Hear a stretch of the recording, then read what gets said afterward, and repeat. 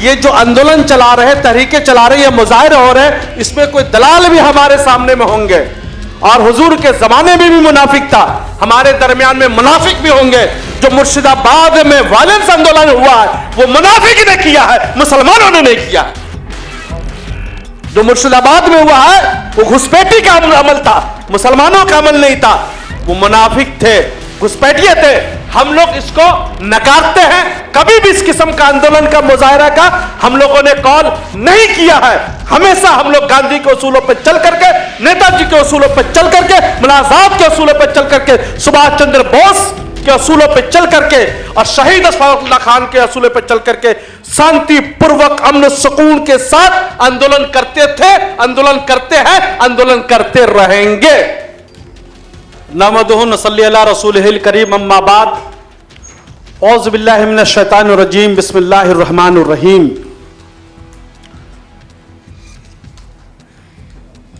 शाखों से टूट जाए वो पत्ते नहीं हम, शाखों से टूट जाए वो पत्ते नहीं हम, आंधी से कोई कह दे कि औकात में रहे। और एक चीज, न हम सफर न किसी हम नसी से निकलेगा, न हम सफर न किसी हम नशी से निकलेगा, हमारे पाँव का कांटा हम ही से निकलेगा, हमारे पाँव का कांटा हम ही से निकलेगा। हम ही मतलब समझ रहे हैं। फिर वही फार्मूला, हिंदू मुस्लिम, हिंदुत्वा नहीं। दूसरी अहम बात, खुदा ने आज तक उस कौम की हालत नहीं बदली। मगर यह शेर को कंप्लीट करने से पहले दो वाक्य आपके सामने में सुनाना चाहता हूं, वो आप बहुत अच्छे तरीके से जानते हैं। पहला वाक्य, देश का सबसे बड़ा आंदोलन आजादी के बाद किसान आंदोलन, वो नजर में रखिएगा। किसान वो कौम है, वो समाज है जो मेहनत मशक्कत करके दाना उगाती है, वो पूरे दुनिया को अनाज देती है। उन्होंने समझा जब हमारे पेट पर लात मारा जाएगा, हमारे दानाओं को मुकेश अंबानी, अडानी जैसे करोड़पति लोग इसको खरीद लेंगे औने पौने दाम में। तो जब पेट पर लात पड़ी तो सारे लोग रास्ते पर उतर गए और आंदोलन कर दिया। और एग्रीकल्चर मिनिस्टर बार बार जा रहे थे, अब आ जाइए, अब ये मान लीजिए, अब मान लीजिए, अब कर लीजिए। प्राइम मिनिस्टर तक रिक्वेस्ट करते रहे, मगर उन्होंने जीव तक रेंगने नहीं दिया, उसकी बात नहीं मानी।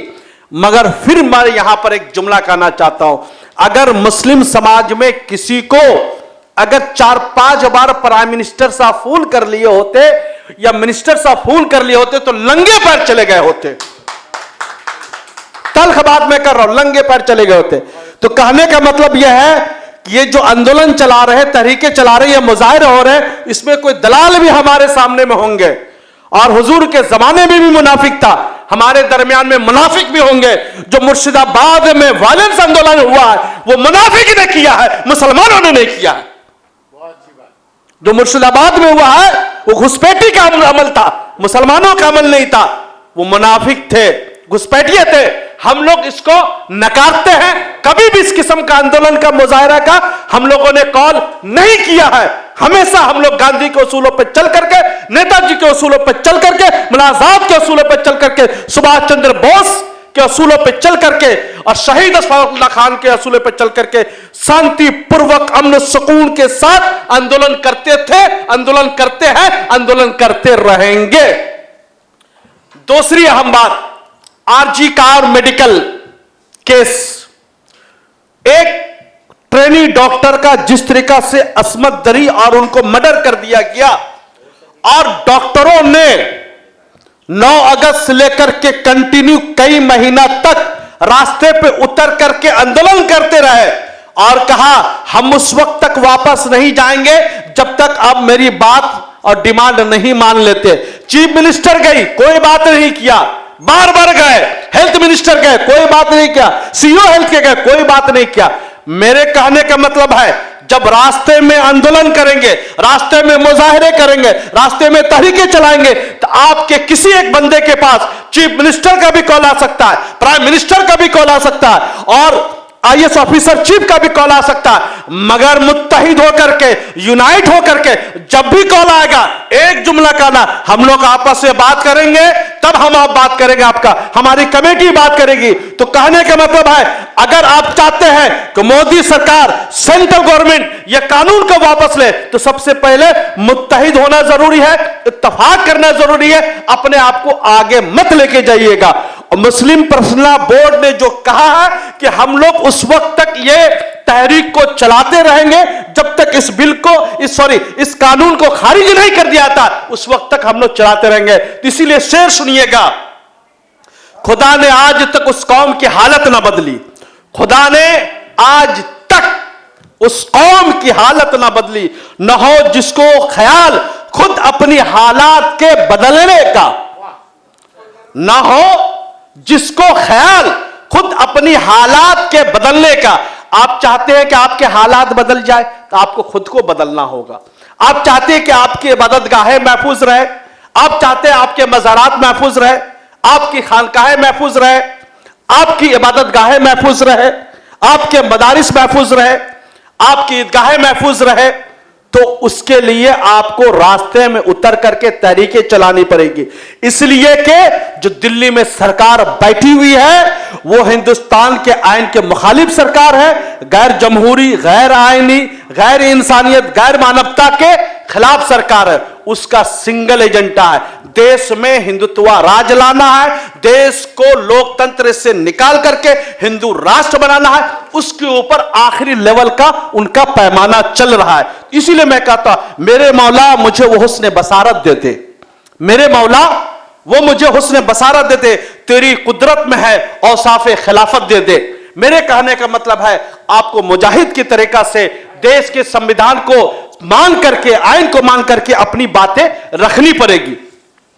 देखिए, आप तो बात स्टार्टिंग से ही सुन रहे हैं, वकला ने सारी चीजें बताया, बार बार पोस्टर में हम लोगों ने लिखा है, बार बार all India Muslim personal board की टीमें, जमीयत उलमा हिंद की टीम, रजा एकेडमी की टीम, मुसलमानों के जितनी भी इदारे हैं, सभी लोग बार बार एक बात कर रहे हैं। ये बात बार बार रिपीट क्यों किया जा रहा है, या बार बार ये बताया क्यों जा रहा है? ये जो गवर्नमेंट ऑफ इंडिया के नुमाइंदे, गवर्नमेंट ऑफ इंडिया के लोग जो आपस में, जैसा कि एडवोकेट तारिक कसीमुद्दीन साहब ने कहा कि ये पता ही नहीं है ये क्या चीज है, जो मिस इंफॉर्मेशन दे रही है, गलत बयानी से काम रही है, उसको आपको करेक्ट करना है, उनकी रेक्टिफाई करना, उनको बताना है कि हम एहतजाज क्यों कर रहे हैं। नंबर 1, यह संविधान आइन के खिलाफ है। सबसे पहली बात है भाई, यह आइन के खिलाफ है। अगर कोई भी बिल संविधान और आइन के खिलाफ हो तो उसको सुप्रीम कोर्ट में चैलेंज किया जा सकता है, उसके खिलाफ आप जा सकते हैं। यह एक आर्टिकल के सिर्फ खिलाफ नहीं है, कई आर्टिकल के खिलाफ है, जो यहां पर बैनर में भी आपको लिखा हुआ दिख रहा है, ताकि हम लोगों को बताना चाहते हैं। यह आर्टिकल है, नेट में डालिएगा, गूगल में डालिएगा, व्हाट इज द 14 आर्टिकल 14 क्या है इनका, वो 1 सेकंड में मिल जाएगा। 15 क्या है वो मिल जाएगा, 21 क्या है वो मिल जाएगा, 25 क्या है वो मिल जाएगा, 26 क्या है वो मिल जाएगा, 29 क्या है, 30 क्या है, ये तमाम दफात के तमाम आर्टिकल्स के खिलाफ है। मेरे कहने का मतलब है, मैं इसलिए बता दे रहा हूं, दफा 19 जो आर्टिकल 19 है, हक की आजादी, तकरीर और इजहार की, बोलने की आजादी, इसके खिलाफ है। दफा 21 में किसी शख्स को एक जान या शख्सी आजादी से कानून के जरिए कायम किए जाब्ता के साथ किसी और तरीके से महरूम नहीं किया जाएगा, उसके खिलाफ है। मजहब की आजादी का हक दफा 25 में है। दफा 26 में मजहबी उमूर, रिलीजियस अफेयर्स के इंतजाम की आजादी, सकाफती तालीमी हुकूक, उसके खिलाफ है। 29 में अकलियतों के मफादात के तहफ़्फ़ुज़, भारत के किसी भी हिस्सा में रहने वाले शहरियों को किसी तबका की जिसको अपनी अलग जुदागाना जबान हो, रस्मुल खत हो, सकाफत, उसको महफूज रखने का हक है। 3 नंबर में आर्टिकल 30 में तमाम अकलियतों को तालीमी इदारे कायम करने का और उनका इंतजाम करने का पूरा हक है। तो आप समझ लिए कि सारी दफात के ये खिलाफ है। मैं फिर कहता हूं, इससे पहले में मैंने बार बार कहा है, जमीयत उलमा हिंद ने जब कॉल किया था उस वक्त भी मैंने कहा था, तो हिंदुस्तान में the place of worship act 1991 except Ayodhya, बात बिल्कुल सही है, इसमें कोई दो राय नहीं है। मगर मैं मानता हूं, अयोध्या के बाद क्या हिंदुस्तान में मस्जिदों पर बुलडोजर नहीं चला है? क्या खानकाहों पे बुलडोजर नहीं चला? पूछिए। गुजरात में, गुजरात के सीएम से मैं पूछता हूं कि जो सोमनाथ गिल में 800 साल पुरानी खानका थी, मस्जिद थी, मज़ारात थे, उसको मिसमार क्यों किया गया? मैं देश के गुजरात के चीफ मिनिस्टर से पूछता हूं, क्या उन पर लाजिम नहीं है वो उसको माने? देश के ex chief justice of India mister Chandrachud साहब ने सर्वे का ज्ञानवापी मस्जिद में आदेश क्यों दिया, ऑर्डर क्यों दिया? वो गलत था, वो आइन के खिलाफ था। The place of worship act 1991 के खिलाफ था। उनको सर्वे का आदेश देना ही नहीं चाहिए। दूसरी बात, संभल मस्जिद के ऊपर जिस तरीके से काम किया जा रहा है, कुएं ढूंढने की कोशिश की जा रही है और ना जाने कितने मस्जिदों को उन लोगों ने अपने नजरियात में रखा। तो क्या सिर्फ मुसलमान, जो बीजेपी के लोग, आरएसएस के लोग, विश्व हिंदू परिषद के लोग और मीडिया के लोग, गोदी मीडिया के लोग बार बार चैनल में कर रहे मुसलमान कानून को नहीं मानता, मुसलमान पार्लियामेंट कानून को मानता, मुसलमान नहीं मानता? तो मैं पूछता प्रधानमंत्री साहब को, क्या योगी देश के लिए जो पार्लियामेंट में पास हुआ था प्लेस ऑफ वर्शिप एक्ट 1991 को क्यों नहीं मानता? जिस तरीके से योगी, मोदी और गुजरात का सीएम, बीजेपी का CM the place of worship act 1991 को नहीं मानता, उसी तरह देश का सेकुलर हिंदू, देश का अकलियत मुसलमान भी वक्फ अमेंडमेंट एक्ट 2025 को नहीं मानता, खारिज करता है। दोनों इंसाफ का पैमाना है, दोनों इंसाफ का पैमाना है। The place of worship act 1991 को पहले मानो, फिर हम मानेंगे इसको। जब वो मान लोगे सारा खारिज हो जाएगा, कुछ नहीं कर पाओगे। हमारी इबादत गाहें बच जाएगी, हमारे मदारिस बच जाएंगे, हमारी खानकाहें बच जाएगी। इसलिए कि उसने बता दिया है 15 अगस्त 1947 से पहले जो इबादत गाहें जैसी हो वैसी ही रहेगी। तो आप अपने लोगों को बताइए, कानून के लिए बोलते हैं, तकरीर करते हैं, मीडिया में बताइए कि योगी द प्लेस ऑफ वर्शिप देश का कानून नहीं मानता है, गुजरात का सीएम नहीं मानता है, मध्य प्रदेश का सीएम नहीं मानता है। इसलिए कि यह कानून लागू होने के बाद मध्य प्रदेश के पूना जिला में एक 30 साल के मदरसे को बुलडोजर चला करके मिसमार कर दिया गया। हम इसलिए खिलाफ है इस कानून के। भाई हमारे संविधान ने तो हक दिया था, मदरसे बनाइए, अपनी चीजें बनाइए, सब चीज कीजिए। और देश के झूठे लोग, झूठा मंत्री पार्लियामेंट में खड़े होकर के बोल रहा है, वजीर अकलियत किरण रिजिजू कह रहा है ये जो कानून जो मैं लाया हूं मुसलमानों के, गरीब मुसलमानों के, पिछड़े हुए मुसलमानों के फलाह बहबूदी के लिए, झूठ बोल रहा है, झूठ झलक रहा है। किरण रिजिजू से मैं दावे के साथ कर रहा हूं, देश में 10 साल कंटिन्यू आपकी सरकार रही, 1 साल और रही, 11 साल। क्या 11 साल में मुसलमानों के कुछ दिया है? मुसलमानों के लिए कुछ किया है? अगर कुछ किया होते तो हम जरूर बोलते कि आप वाकई में अच्छा कानून लेके आ रहे हो। और झूठ बोल रहे हो कि भाई हमारे ऑफिस में आकर के मुसलमान लोग खुश हो रहा है। What is this? क्या खुश हो रहा है? वो कौन मुसलमान थे? वो विश्व हिंदू परिषद के मुसलमान थे, वो आरएसएस के मुसलमान थे, वो बजरंग दल के मुसलमान थे, मुनाफिक मुसलमान थे। पूरा देश का मुसलमान इस कानून के खिलाफ है और इसको किरण रिजिजू झूठ पर झूठ, झूठ पर झूठ बोले हुए जा रहा है, झूठ बोल रहा है, झूठ परोस रहा है। फरेबी लोग है, मक्कारी लोग है, अय्यार लोग है। इसके झूठ को पर्दाफाश करना बहुत जरूरी है। कोई मुसलमान खुश नहीं है।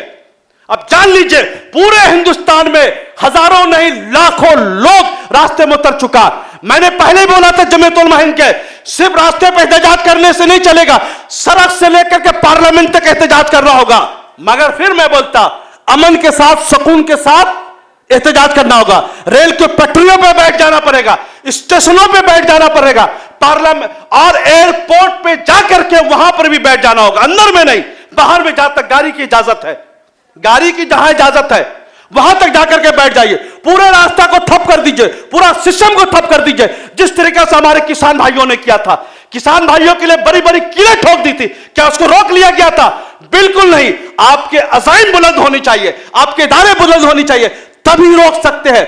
अगर यह हिम्मत आपके पास नहीं है ना, कुछ मत कीजिए, घर में जाकर के चूड़ी पहन के बैठ जाइए, वो ज्यादा अच्छा है। और जाके खाना बनाइए, वही काम आपसे लिया जाएगा। मगर आप चाहते हैं कि सब चीज महफूज रहे तो हर लोग को आना पड़ेगा, हर लोग को एक साथ में होना होगा। महबूब रजा शामिल हो गया, तारिक कसुमुद्दीन साहब शामिल हो गए, स्वर्ण सिंह साहब शामिल हो गए, बलजीत सिंह से अग्रवाल साहब शामिल हो गए, जैद अनवर साहब, रियाबुद्दीन साहब, मुफ्ती साहब, तौसीफ रहमान साहब से सिर्फ काम नहीं चलेगा। कमोबेश हिंदुस्तान में 25 से 30 करोड़ मुसलमान है। जिस दिन 10 करोड़ मुसलमान एक अनाउंसमेंट करे, मुस्लिम पर्सनल बोर्ड के नुमाइंदा उनके हर कमेटी मजलिस में जाते, मुफ्ती खालिद आजम साहब को मैं कहता हूं कि एक ब्लूप्रिंट बनाया जाए। 9 बजे रात का बत्ती गुल का प्रोग्राम चलिए कामयाब रहा, कितना कामयाब उसकी बातें नहीं करता।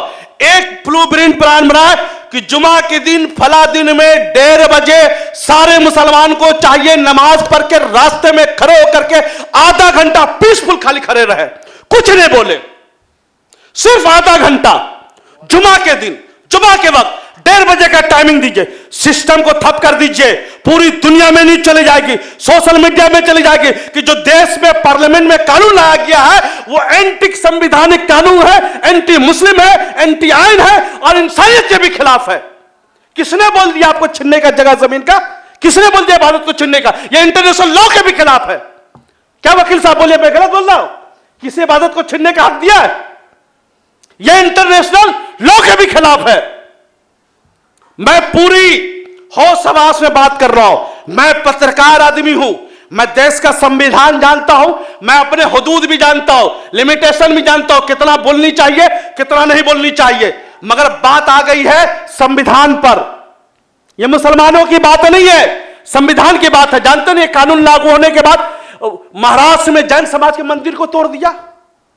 उसके बाद जिस दिन और एक पूजा था, क्रिश्चियन वहां पर जाकर के चर्च को, तो चर्च पर हमला कर दिया। ये दिन ब दिन किसी ना किसी पर हमला करते रहेंगे। मैं बता दिया हूं ना, ये हिंदुत्व का राज लाना चाहते, नॉट सनातन। वेलकम टू के mall, a premium project by Kaleen Group. K-Mall is in the heart of Kolkata's electronic, garment and lifestyle hub, Khidirpur. K-Mall, which is designed as a world-class mall, is the outcome of endless effort of our experts, combined with modern superb techniques and new age design. Book now